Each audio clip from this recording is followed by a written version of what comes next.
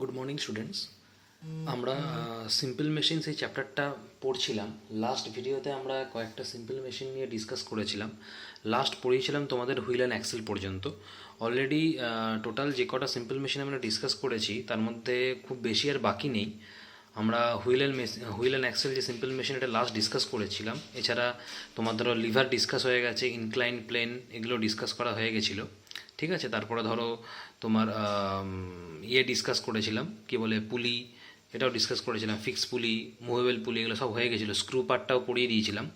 আজকে আমরা এর পরের যে সিম্পল মেশিন, আর বেশি বাকি নেই, দুটোই হয়তো বাকি রয়েছে। আমরা স্টার্ট করবো আজকে ওয়েজ থেকে। নেক্সট সিম্পল মেশিন যেটা আমরা পড়বো সেটা হচ্ছে ওয়েজ। দেখো ওয়েজ কি, ওয়েজ হচ্ছে বেসিক্যালি দুটো ইনক্লাইন্ড প্লেনের কম্বিনেশন। দুটো ইনক্লাইন্ড প্লেনকে যখন কম্বাইন করে দেওয়া হয় সেই সিস্টেমটাকে বলা হয় ওয়েজ। ঠিক আছে, তার মানে wedge is nothing but combination of two inclined planes. Combination of two inclined planes, দুটো ইনক্লাইন্ড প্লেনের কম্বিনেশনকে বলা হয় ওয়েজ। ঠিক আছে, এটাও কিন্তু one type of simple machine. কী দিয়ে তৈরি হয়? জেনারেলি তৈরি হয় উড দিয়ে বা মেটাল দিয়ে। ঠিক আছে, ওয়েজ তৈরি হয় জেনারেলি উড দিয়ে, আবার মেটাল দিয়েও তৈরি হয়। ঠিক আছে, উড দিয়েও তৈরি হতে পারে, মেটাল দিয়ে তৈরি হতে পারে। দুটো স্ল্যান্টিং সারফেস অ্যাকচুয়ালি। ওয়েজ মানে হচ্ছে দুটো স্ল্যান্টিং সারফেস, মানে কি দুটো ইনক্লাইন প্লেন। ইনক্লাইন প্লেন মানেই হচ্ছে স্ল্যান্টিং সারফেস, সেটা কম্বাইন করে ওয়েজ তৈরি করা হয়।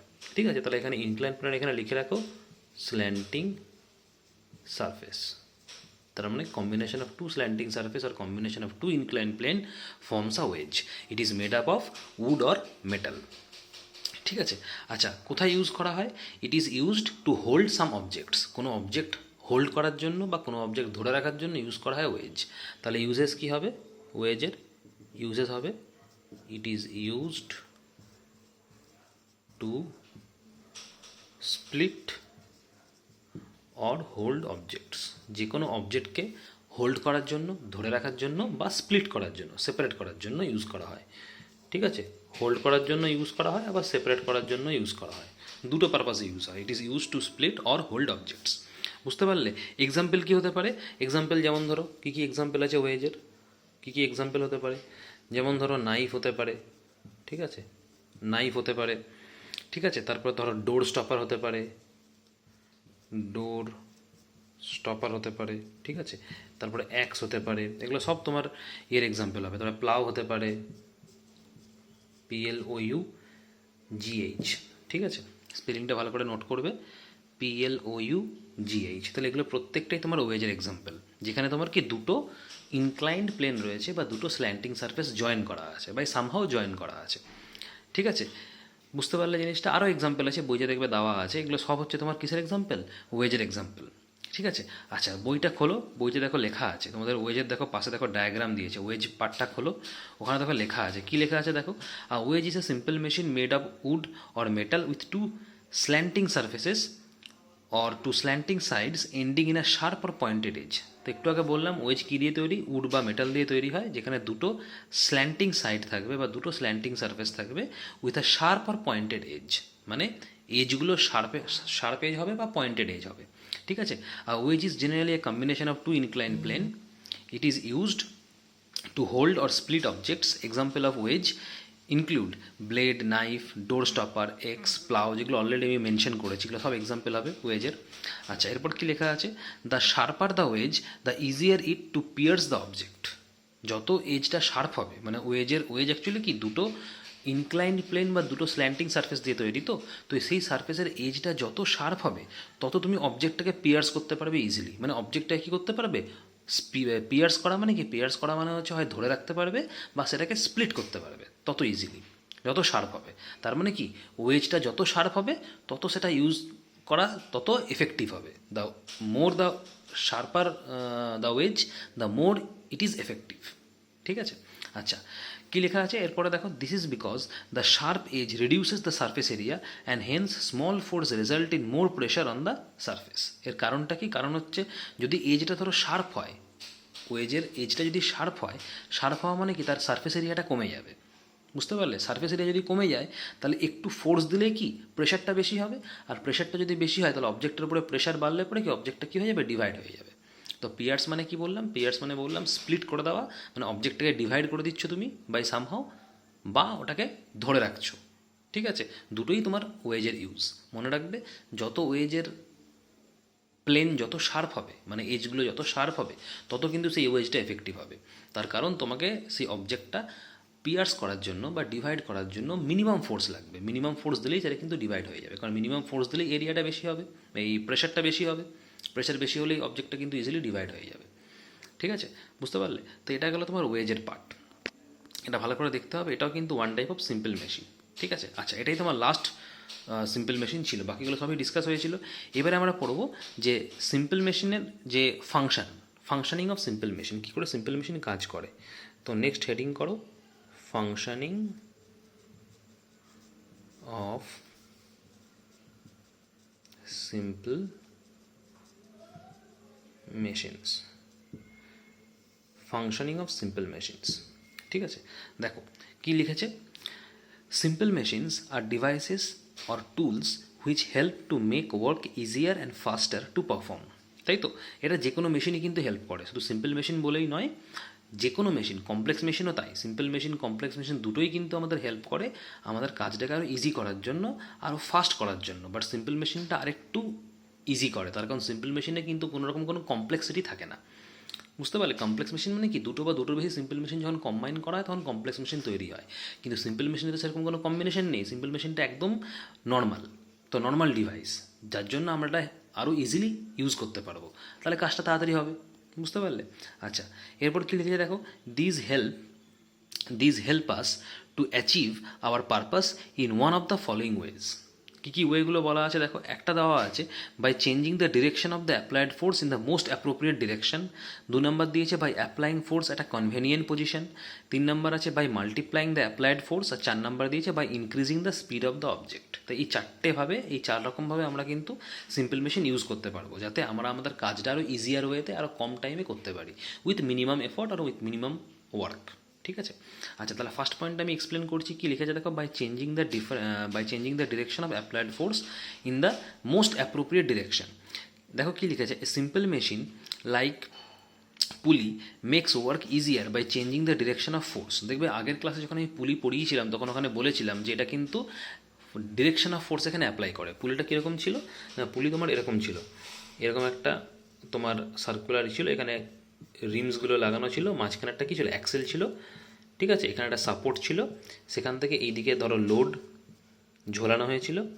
ঠিক আছে, আর এইদিকে এফোর্ট ছিল, এদিকে এফোর্ট ছিল, তাই না? যত তুমি এখানে এফোর্ট দেবে তত কিন্তু লোডটা নিচের দিকে নামবে। তার মানে কি, তুমি ফোর্স এই দিকে দিচ্ছ, লোডটা কিন্তু উঠছে তোমার ওপর দিকে। যত তুমি নিচের দিকে ফোর্স দেবে, তোমার এই লোডটা কিন্তু ওপরের দিকে উঠবে। তার মানে ফোর্স তুমি নিচের দিকে দিচ্ছ, নিচ থেকে টানছো, ধরো একটা দড়ি দিয়ে ঝোলানো থাকে, তো ফোর্সটাকে নিচের দিকে এরকম করে টানছো। ঠিক আছে, মানে এফোর্ট দিচ্ছ, লোডটা কিন্তু ওপরে উঠবে। সিমিলারলি যদি উল্টো জিনিসটা হয়, যে এফোর্ট তুমি যদি ওপরের দিকে যদি ফোর্সটা দাও, লোডটা কিন্তু তোমার তাহলে সেক্ষেত্রে নিচের দিকে নামবে। বুঝতে পারলে? তার মানে কি, ডিরেকশনটা চেঞ্জ হচ্ছে। তো এটা তো সিম্পল মেশিন, তাই না? তাহলে এখানে কিন্তু ফোর্সের ডিরেকশনটা কিন্তু চেঞ্জ হয়। With the direction of force, with the change in direction of force আমরা কিন্তু কাজটাকে আরও ইজিলি করতে পারি। যার একটা এক্সাম্পল হচ্ছে পুলির যে ফাংশন। ঠিক আছে, এক্সাম্পল দেখে এরপরে কী দিয়েছে, for example drawing water from a well would be difficult if we lift the bucket in upward direction. ধরো এই পুলি কোথায় ইউজ করা হয়, এর ওয়ান অফ দ্য ইউজ কিন্তু ওয়েলে, মানে কুয়ো থেকে জল তোলার জন্য কিন্তু এই পুলি ইউজ করা হয়। এটা হচ্ছে ওয়ান অফ দ্য ইউজ পুলির। এবার কুয়ো থেকে যদি আমরা জল তুলি, আমরা জেনারেলি কী করি, লোডের জায়গায় তুমি একটা বালতি ধরো অ্যাজিউম করো, ধরো এখানে একটা বালতি লাগানো আছে, দড়ি দিয়ে এখানে বালতি আছে, বড় একটা বালতি আছে, তুমি জল তুলবে কুয়ো থেকে উইথ দ্য হেল্প অফ পুলি।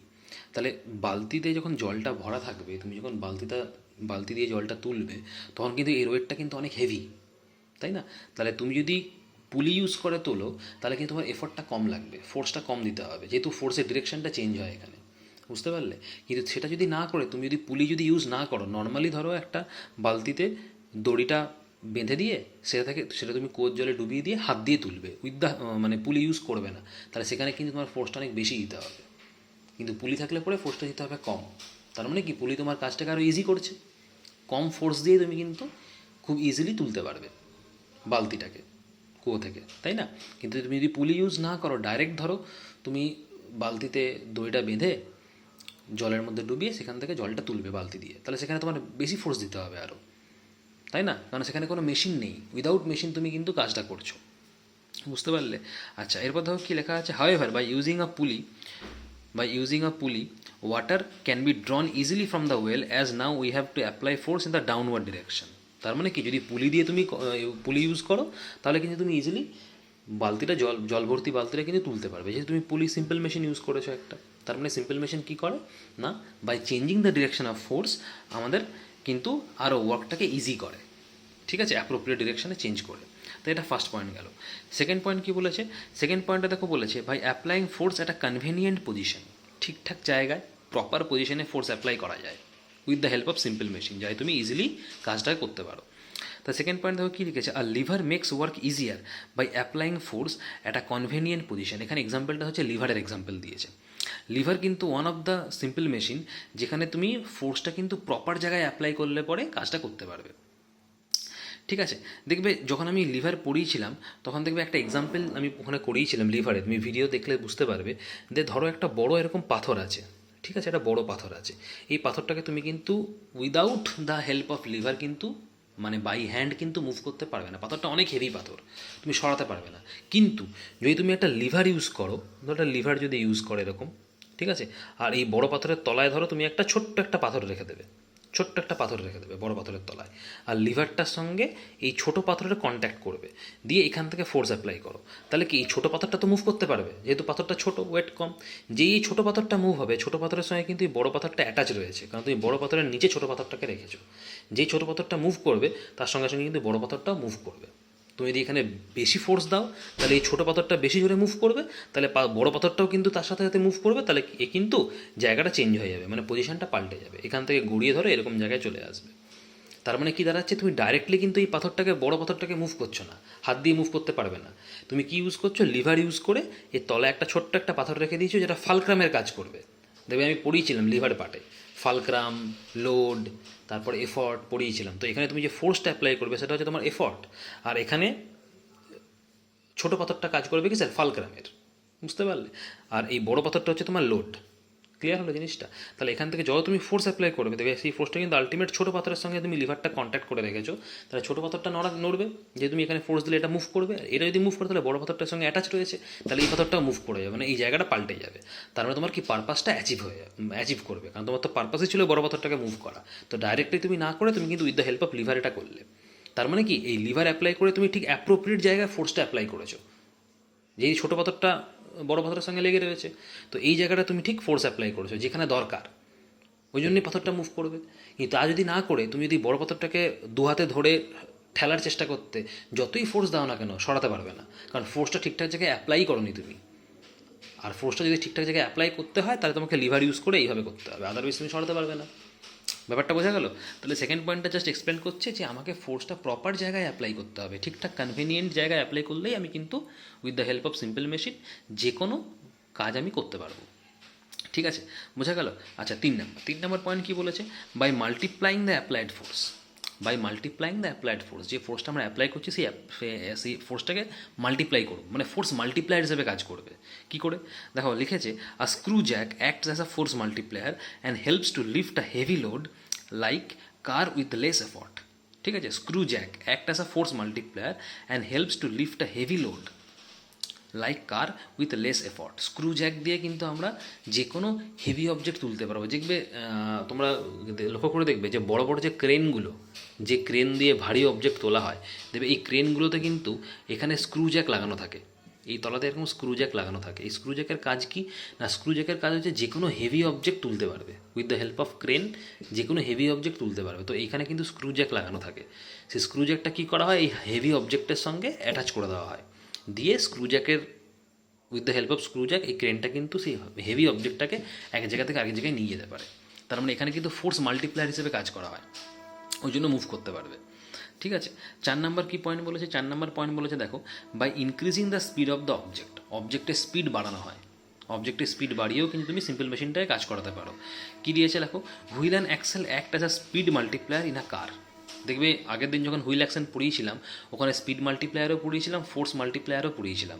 যদি হুইল অ্যান্ড অ্যাক্সেলটা গাড়িতে ইউজ করা হয় তাহলে সেটা কিন্তু স্পিড মাল্টিপ্লায়ার হিসেবে কাজ করে, আর যদি গাড়িতে ইউজ না করে তুমি অন্য কোনোভাবে ইউজ করো হুইল অ্যান্ড অ্যাক্সেল তাহলে সেটা কিন্তু ফোর্স মাল্টিপ্লায়ার হিসেবে কাজ করে।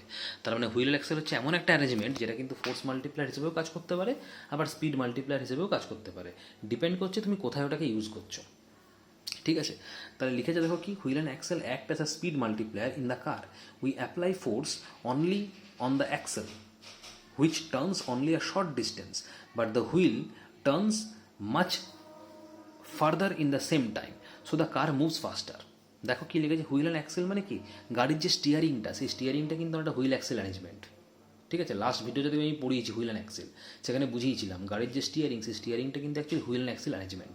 হুইল অ্যান্ড অ্যাক্সেল অ্যারেঞ্জমেন্টটা কীরকম ছিল না, একটা লম্বা রড ছিল, বার রড, ঠিক আছে, তার সঙ্গে কিন্তু একটা এরকম সার্কুলার অ্যাটাচ করা থাকতো।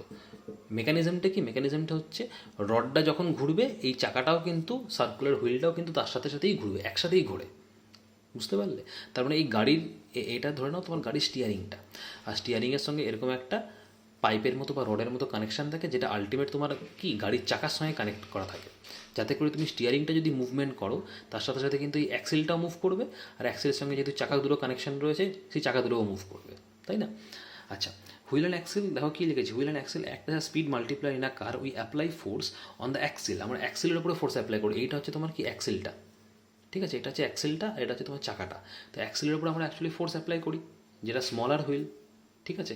আচ্ছা, which turns only a short distance, তার মানে এটা যখন ঘুরবে তখন কিন্তু ডিস্টেন্সটা খুব কম মুভ করবে, ঠিক আছে, কিন্তু এই অ্যাক্সেলের সঙ্গে যে তোমার চাকা দুটো কানেকশান আছে ওই চাকা দুটো কিন্তু বেশি ঘুরবে, যার জন্য কি গাড়িটা বেশি ডিস্টেন্স যাবে, যার জন্য এটাকে বলা হয় স্পিড মাল্টিপ্লায়ার। এবার তুমি যত স্টিয়ারিংটাকে জোরে ঘোরাবে তত তোমার চাকা দুটো জোরে ঘুরবে, আর যত চাকা দুটো জোরে ঘুরবে তত গাড়িটা কিন্তু আরও লঙ্গার ডিস্টেন্স যাবে, বুঝতে পারলে? তো এই হচ্ছে তোমার মেকানিজম।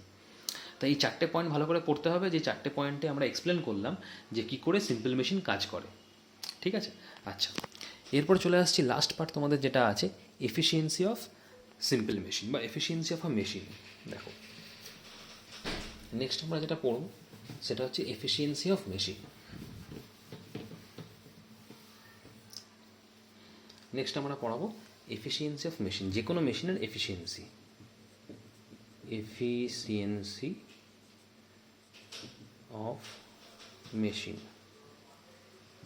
দেখো এফিসিয়েন্সি কথাটার মানে কি, এফিসিয়েন্সি মানে হচ্ছে অ্যাকচুয়ালি বলতে গেলে এবিলিটি, মানে একটা মেশিন কতটা এফিসিয়েন্ট কাজ করার জন্য, বা কোন মেশিন কতটা এফিসিয়েন্ট, কতটা মানে ভালো কাজ করতে পারবে, দ্যাট ইজ কল্ড এফিসিয়েন্সি, ঠিক আছে। আচ্ছা দেখো কী লিখেছে, we know that a machine makes task easier for us, যে কোনো টাস্ক কিন্তু with the help of machine আমরা কিন্তু ইজিলি করতে পারি, মেশিন কিন্তু টাস্কটাকে ইজি করে আমাদের করার জন্য, মেশিন ছাড়াও কিন্তু আমরা কাজ করতে পারবো, কিন্তু machine with the help of machine যদি আমরা করি সেটা আরও ইজিয়ার হবে, তাই তো। But it neither provides energy by itself not does any work on its own, কিন্তু এটা আমাদের মনে রাখতে হবে যে মেশিন কিন্তু নিজে কোনো রকম কোনো এনার্জি দেবে না, বা নিজে কোনো রকম কোনো এনার্জি ইউটিলাইজ করবে না, বা নিজে থেকে কিন্তু কোনো কাজ করবে না, আমরা জাস্ট মেশিনের হেল্পে কাজটা ইজি করতে পারবো, করতে আমাদের কী হবে, কিন্তু মেশিন শুধু আমাদেরকে হেল্প করবে, বুঝতে পারলে?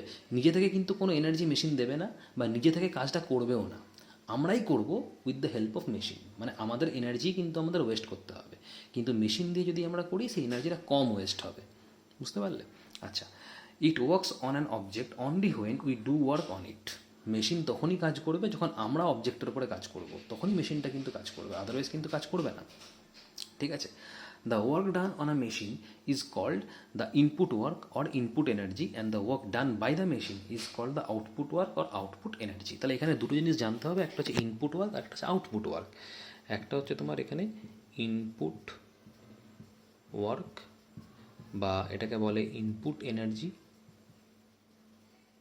ঠিক আছে, আর একটা হচ্ছে আউটপুট ওয়ার্ক বা আউটপুট এনার্জি। দেখো কী জিনিসটা, ইনপুট ওয়ার্ক বা ইনপুট এনার্জি, আউটপুট ওয়ার্ক বা আউটপুট এনার্জি।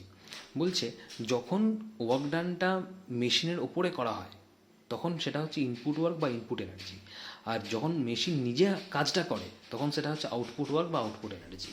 তার মানে একটা হবে work done on the machine, একটা হবে work done by the machine, ঠিক আছে।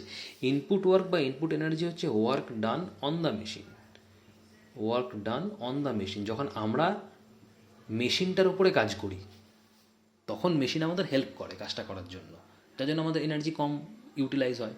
সো এটা হচ্ছে work done on the machine, যেটাকে বলা হয় ইনপুট ওয়ার্ক বা ইনপুট এনার্জি। দেখো এখানে লেখা আছে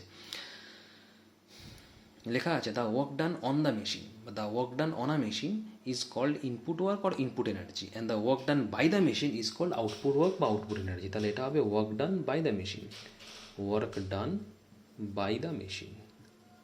তাহলে অন দ্য মেশিন আর by the machine, on the মেশিনটা হচ্ছে ইনপুট ওয়ার্ক বা input energy, by the machine মানে মেশিন যখন নিজে কাজ করে তখন ওর এনার্জিটা ইউটিলাইজ হবে, তখন সেটাকে বলে আউটপুট ওয়ার্ক বা আউটপুট এনার্জি।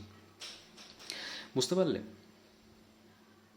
আচ্ছা, এই যে রেশিও, এই যে work done on the machine আর work done by the machine, তার মানে ইনপুট ওয়ার্ক বা ইনপুট এনার্জি আর আউটপুট ওয়ার্ক বা আউটপুট এনার্জি, এদের যে রেশিও, এই রেশিওটাকেই বলা হয় এফিসিয়েন্সি যে কোনো মেশিনের। বুঝতে পারলে? তাহলে আমরা কী লিখবো? এফিসিয়েন্সি ইকুয়ালস টু কী লিখবো? It is the ratio of output energy by input energy, output energy, বা লিখতে পারো output work by divided by input energy, input energy বা ইনপুট ওয়ার্ক, এদের যে রেশিও সেই রেশিওটাকে বলা হয় এফিসিয়েন্সি। তাহলে efficiency is the ratio of output energy and input energy, বা বলতে পারো আউটপুট এনার্জি মানে হচ্ছে work done by the machine আর ইনপুট এনার্জি মানে হচ্ছে work done on the machine. তাহলে এভাবেও বলতে পারো যে efficiency is the ratio of work done by the machine to the work done on the machine, মানে output energy to input energy. ঠিক আছে, বুঝতে পারলে? এটা কিন্তু তোমার এফিসিয়েন্সি। এবার যদি এফিসিয়েন্সির পার্সেন্টেজ তোমাকে বার করতে বলে যে calculate the percentage of efficiency, তখন সেক্ষেত্রে কী হবে? তখন তোমাকে এটাকে 100 দিয়ে মাল্টিপ্লাই করে দিতে হবে। যখন তোমাকে এফিসিয়েন্সিটা পার্সেন্টেজে চাইবে, যে পার্সেন্টেজ এফিসিয়েন্সি বার করো, তখন তুমি এটাকে 100 দিয়ে মাল্টিপ্লাই করে দেবে, মানে এটা ক্যালকুলেট করে যা আসবে তার সঙ্গে 100 মাল্টিপ্লাই হয়ে যাবে। তার মানে জিনিসটা কী দাঁড়ালো? Percentage of efficiency equals to output energy বা ইনপুট এনার্জি ইন্টু 100। তাহলে তোমার চলে আসবে এফিসিয়েন্সিটা পার্সেন্টেজে, কত পার্সেন্ট এফিসিয়েন্সি, কত পার্সেন্ট এফিসিয়েন্ট মেশিনটা। ঠিক আছে। আচ্ছা, এরপরে দেখো কী লেখা আছে, in simple words efficiency of a machine indicates how well is input energy is converted to useful output energy, মানে কতটা ভালো ইনপুট এনার্জি কতটা ভালো আউটপুট এনার্জিতে কনভার্ট হতে পারছে, মানে কতটা ইনপুট এনার্জি কতটা আউটপুট এনার্জিতে কনভার্ট হচ্ছে মেশিনে। যে তুমি এনার্জি দিচ্ছ সেটা হচ্ছে ইনপুট এনার্জি, তার মানে কি মেশিনের উপরে কাজ করছো, work done on the machine, সেটা হচ্ছে ইনপুট এনার্জি। আর মেশিনের উপরে যে কাজ করলে মেশিন কতটা তোমাকে ডেলিভার করছে, কতটা কাজ নিজে করতে পারছে, সেটা হচ্ছে আউটপুট এনার্জি। তার মানে কতটা ইনপুট এনার্জি দিলে সেই ইনপুট এনার্জিটা আউটপুট এনার্জিতে কনভার্ট হচ্ছে, যত ভালো কনভার্ট হবে তত তার এফিসিয়েন্সি ভালো হবে। তার মানে efficiency is nothing but it indicates only how well the machines input energy is converted to its output energy. বুঝতে পারলে? আচ্ছা, এরপর দেখো কী লেখা আছে, for an ideal machine the total output energy must be equal to the total input energy. যে কোনো আইডিয়াল মেশিনের জন্য কিন্তু এই দুটো ইকুয়াল হবে, মানে মেশিনটা যদি আইডিয়াল মেশিন হয়, যে কোনো আইডিয়াল মেশিন যদি হয়, সেই আইডিয়াল মেশিনের জন্য কিন্তু এই দুটো ইকুয়াল হবে, মানে আউটপুট এনার্জি আর ইনপুট এনার্জি ইকুয়াল হবে। তারপরে তুমি যতটা ইনপুট এনার্জি দেবে ততটাই কিন্তু আউটপুট এনার্জি পাবে। বুঝতে পারলে? যদি মেশিনটা আইডিয়াল মেশিন হয়, যে কোনো আইডিয়াল মেশিনের ক্ষেত্রে the total input energy must be equal to the total output energy. যতটা তুমি ইনপুট দেবে এনার্জি ততটাই আউটপুট মেশিনের কাছ থেকে পাবে। তার মানে কি দাঁড়াচ্ছে, যতটা তুমি মেশিনের উপরে কাজ করবে মেশিনও ততটাই কাজ করবে। Total input energy will be equal to total output energy. যতটা এনার্জি তুমি দেবে মানে ইনপুট এনার্জি, ততটাই তুমি এনার্জি পাবে মানে আউটপুট এনার্জি। এই দুটো ইকুয়াল হবে যদি মেশিনটা আইডিয়াল মেশিন হয়। ঠিক আছে। আচ্ছা, but it doesn't happen in some of the input energy is used up in overcoming the friction. দেখো এরপরে কী লেখা আছে, এরপরে লেখা আছে, but this does not happen as some of the input energy is used up in overcoming the friction between different. দেখো এরপরে লেখা আছে, আচ্ছা এরপরে দেখো কী লেখা আছে, এখানেই পরের লাইনটা দেখো লিখেছে, বাট দিস ডাজন্ট হ্যাপেন, মানে এটা কিন্তু সবসময় হয় না, মানে যতটা ইনপুট এনার্জি তুমি দিচ্ছ ততটাই যে আউটপুট এনার্জি পাবে এটা কিন্তু সবসময় হয় না। বুঝতে পারলে? কেন হয় না দেখো লেখা আছে, but this doesn't happen as some of the input energy is used up in overcoming the friction between the different kind of machines. মানে যতটা তুমি ইনপুট এনার্জি দেবে ততটাই যে আউটপুট এনার্জি পাবে এটা কিন্তু কখনো হয় না। তার কারণ মেশিনের মধ্যে কি ফ্রিকশন কাজ করে, কারণ মেশিন তো সেটা তো একটা মেশিন, মানে সেটা কিন্তু অলওয়েজ কী করবে, কাজ করবে, তাই তো? তুমি যে ফোর্সটা দিচ্ছ বা তুমি যে এনার্জিটা দিচ্ছ সেই এনার্জির উপরে কিন্তু কাজ করবে। তার মানে কি, এই কাজ করার সময়তে সবসময় কিন্তু যতটা ইনপুট তুমি দেবে ততটাই কিন্তু আউটপুট পাবে না, কিছুটা এনার্জি কিন্তু ওয়েস্ট হয়ে যায়। কেন ওয়েস্ট হয়? ডিউ টু দ্য ফ্রিকশন, মেশিনের ফ্রিকশনের জন্য। মেশিনের ফ্রিকশনের জন্য কিছুটা এনার্জি কিন্তু ওয়েস্ট হয়, যার জন্য যতটা ইনপুট এনার্জি দেওয়া হয় ততটা কিন্তু পাওয়া যায় না, কিছুটা এনার্জি কিন্তু ওয়েস্ট হয়। বুঝতে পারলে কেন ওয়েস্ট হয়? Due to the overcoming of this friction. তার জন্য যতটা ইনপুট এনার্জি দেওয়া হয় ততটা কিন্তু আউটপুট এনার্জি পাওয়া যায় না। বুঝতে পারলে? আচ্ছা, তো এটা গেলো তোমার মেশিনের পার্ট। আচ্ছা, এরপর দেখো লেখা আছে machine with 100% efficiency is called an ideal machine. যদি আমাকে ডেফিনেশন জানতে চাওয়া হয় যে what is the definition of ideal machine, আমরা কী বলবো? যে মেশিনের এফিসিয়েন্সি 100%, যে মেশিনের এফিসিয়েন্সি 100% সেই মেশিনটাই হচ্ছে তোমার কি আইডিয়াল মেশিন। তার মানে total input energy equal to total output energy, total input energy equal to total output energy যে মেশিনের হবে। তার মানে যে মেশিনটা 100% এফিসিয়েন্ট হবে তখনই সেই মেশিনটাকে আমরা আইডিয়াল মেশিন বলবো। 100% এফিসিয়েন্ট কখন হবে? যদি total input energy equal to total output energy হয়, তাহলেই সেই মেশিনটা 100% এফিসিয়েন্ট হবে, তখনই সেই মেশিনকে আমরা আইডিয়াল মেশিন বলবো। কিন্তু বাস্তবে কিন্তু এরকম কিন্তু আইডিয়াল মেশিন বলে কিছু হয় না। বাস্তবে কোনো মেশিনই কিন্তু আইডিয়াল মেশিন নয়। তার মানে কোনো মেশিনের কাছ থেকেই তুমি input energy equal to output energy পাবে না, কিছুটা এনার্জি তোমার ওয়েস্ট হবেই। যতটা ইনপুট এনার্জি দেওয়া হবে ততটা কিন্তু আউটপুট এনার্জি পাওয়া যাবে না, কিছুটা এনার্জি তোমার ওয়েস্ট হবে due to the overcoming of the friction of the machine. তার মানে কোনো মেশিনই বাস্তবে কিন্তু 100% এফিসিয়েন্ট নয়, ওটা জাস্ট থিওরিটিক্যালি তোমাকে বলা হয়েছে, কিন্তু বাস্তবে বা ইন রিয়ালিটি কোনো মেশিনই আইডিয়াল মেশিন হয় না। তার মানে কোনো মেশিনের কাছ থেকেই তুমি 100% এফিসিয়েন্সি পাবে না, সেই মেশিনটা যতই ভালো হোক না কেন। ঠিক আছে, বুঝতে পারলে? সব মেশিনের এফিসিয়েন্সি কিন্তু অলওয়েজ লেস দ্যান 100%, মানে 100% থেকে কম হবে, পুরোপুরি 100%-এর সঙ্গে ইকুয়াল হবে না। ঠিক আছে, এরপর দেখো কী লেখা আছে, the efficiency of petrol and diesel engines are respectively 50% and 40%। মানে পেট্রোল ইঞ্জিন আর ডিজেল ইঞ্জিনের দুটোরই এফিসিয়েন্সি 50% অ্যান্ড 40%। মানে পেট্রোল ইঞ্জিনের যদি কোনো কার হয় তার এফিসিয়েন্সি তোমার 50% হবে, আর ডিজেলের একটু কম 40% হবে। Similarly only about 40% energy produced by burning coal in a power plant or power changes into useful output energy. মানে পাওয়ার স্টেশনে বা কোল থার্মাল এনার্জিতে যে এনার্জি পাওয়া যায় সেই এনার্জির কিন্তু আমরা 40% আউটপুট এনার্জি পাবো। মানে পাওয়ার স্টেশনে ধরো তুমি যদি কোল বার্ন করো বা কয়লা জ্বালানো হয় তাহলে সেখানে তো একটা এনার্জি পাবো, তো সেই এনার্জির কিন্তু 40% কিন্তু আমরা আউটপুট পাই। মানে যতটা এনার্জি তুমি দিচ্ছ তার 40% কিন্তু তুমি পাবে ইউজফুল আউটপুট এনার্জিতে। তার মানে হচ্ছে ইনপুট এনার্জির 40% কিন্তু আউটপুট এনার্জিতে কনভার্ট হবে। বুঝতে পারলে? তার মানে আমি দেখো আইডিয়াল মেশিন কী বলেছিলাম 100% হবে, কিন্তু পাওয়ার স্টেশনে বা পাওয়ার ফ্যাক্টরিতে যখন কয়লা জ্বালানো হয়, কয়লা জ্বালিয়ে যে এনার্জিটা পাওয়া যায় সেই এনার্জির কিন্তু 40% তুমি ইউজ করতে পারবে অ্যাজ আউটপুট এনার্জি। তাহলে সেটা 100% থেকে দেখো অনেক কম। বুঝতে পারলে? তো এরকমই মেশিনের কিন্তু কোন মেশিনের তুমি 100% এফিসিয়েন্সি পাবে না, ঠিক আছে, যেটা বাস্তবে সম্ভব নয়।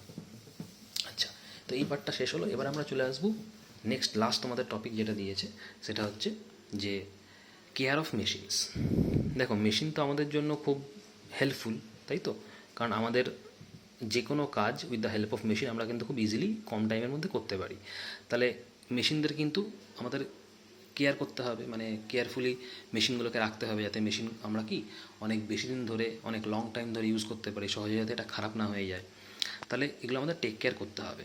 ঠিক আছে, তাহলে মেশিনকে মেনলি অ্যাকচুয়ালি হচ্ছে মেশিনকে প্রপারলি মেনটেন করতে হবে, যাতে তারা ইজিলি আমরা কী করতে পারি, সেগুলোকে ভালোভাবে ইউজ করতে পারি। ঠিক আছে, তাহলে কীভাবে আমরা এগুলোকে প্রপারলি মেনটেন করব? নাম্বার ওয়ান হচ্ছে they should be cover when they are not in use. যখন মেশিন ব্যবহার করা হবে না তাদেরকে কিন্তু কভার করে রাখতে হবে, এটা হচ্ছে ফার্স্ট ক্রাইটেরিয়া। কী লিখব? দে শুড বি, বা এটা এইভাবে লিখতে পারো, machines should be covered, machines should be covered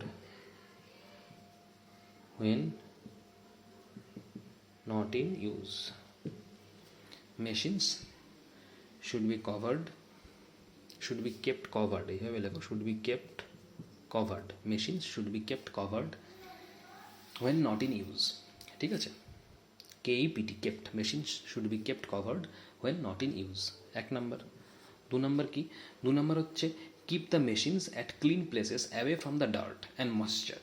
যে মেশিনকে তোমাকে ক্লিন প্লেসে রাখতে হবে, পরিষ্কার জায়গায় রাখতে হবে, যাতে জলে ভিজছে এরকম যাতে না হয়, জলে যাতে না ভেজে, মানে ক্লিন জায়গায় রাখতে হবে, জলে যাতে না ভেজে আর যাতে নোংরা না হয়। ঠিক আছে, ক্লিন প্লেসে রাখতে হবে, হাইজিনিক প্লেসে রাখতে হবে, away from the dirt and moisture.